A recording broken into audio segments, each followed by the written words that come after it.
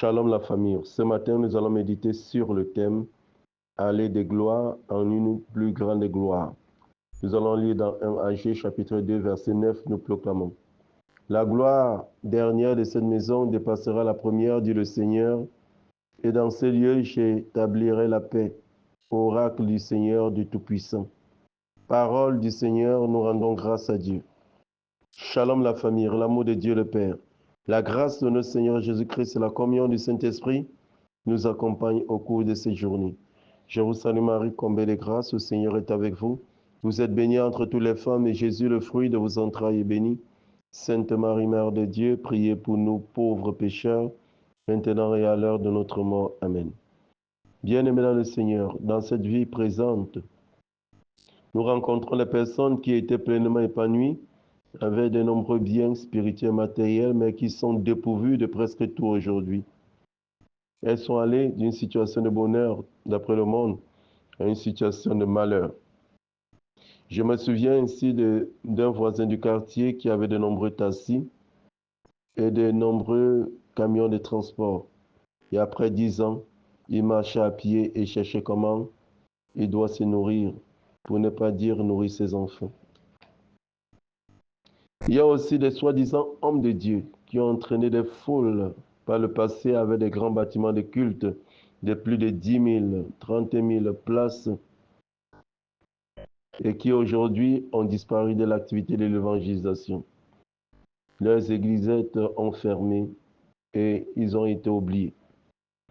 Rendons grâce au Seigneur pour l'église de Jésus-Christ basée sur Pierre, le premier pape, qui date de plus de 2000 ans et qui continue à croître. L'Église catholique a subi de nombreuses persécutions de l'intérieur comme à l'extérieur. Elle est restée inébranlable, car les portes de l'enfer ne prévaudront pas sur elle. Le texte du prophète Agé veut que nous puissions réfléchir sur l'évolution dans nos vies. Est-ce que nous progressons ou bien nous régressons dans ce que nous faisons au quotidien?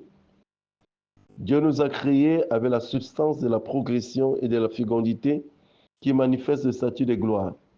Dès notre naissance, nous sommes glorieux, car parmi les milliers de spermatozoïdes qui étaient en course pour la fécondation de l'ovule, nous sommes sortis les premiers et nous sommes vivants et victorieux. Nous sommes donc appelés à croître de bébés, d'adultes jusqu'à vieillir sur cette terre des vivants. Si nous n'entrons pas dans le circuit de la croissance, dans tout ce que nous faisons, nous devons nous interroger sincèrement. Il y a sûrement des choses qui parlent et s'opposent à notre croissance. Elles peuvent être spirituelles ou physiques.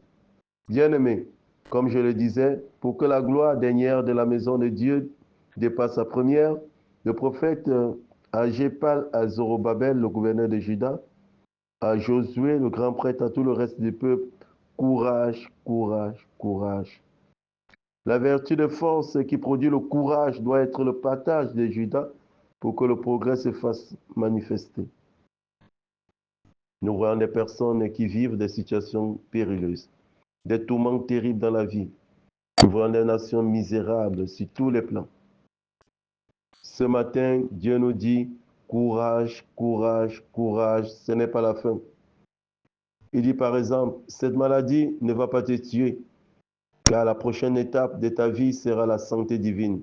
Prends courage, car nous cheminons par la foi, mais non par la vue. 2 Corinthiens 5:7. Courage mon fils, courage ma fille qui pleure ce matin.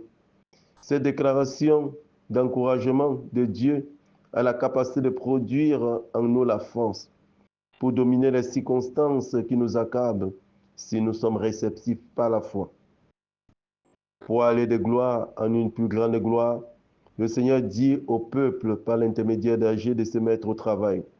Il parle du travail physique et du travail spirituel.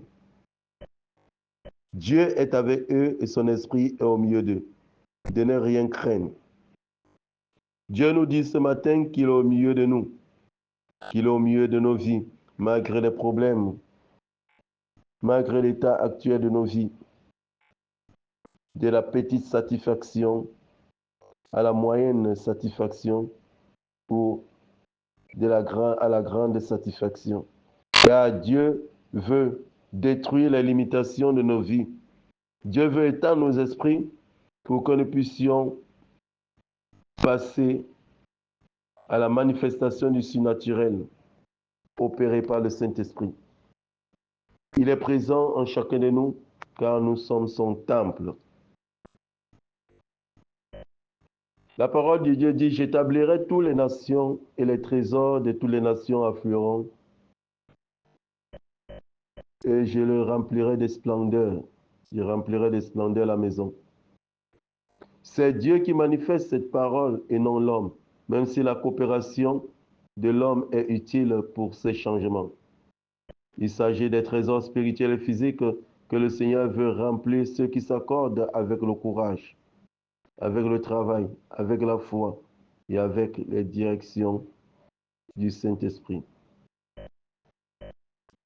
Bien-aimé, sois dans l'attente du changement, en gloire pour une plus grande gloire dans ta vie, dans ta famille, ta maison, ta nation et dans ton continent.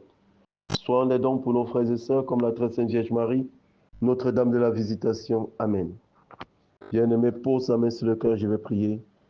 Merci Seigneur pour cette parole de ce matin. Merci de réconforter toutes les personnes connectées à ma voix et toutes les personnes qui sont en souffrance à cause de la stagnation, à cause de la régression dans tous les aspects de leur vie. Donne-leur la force qui vient du Saint-Esprit, afin qu'ils puissent se tenir debout dans le travail spirituel, dans le travail physique, pour atteindre leurs objectifs dans la volonté parfaite de Dieu. C'est au nom puissant de Jésus que j'ai prié. Amen.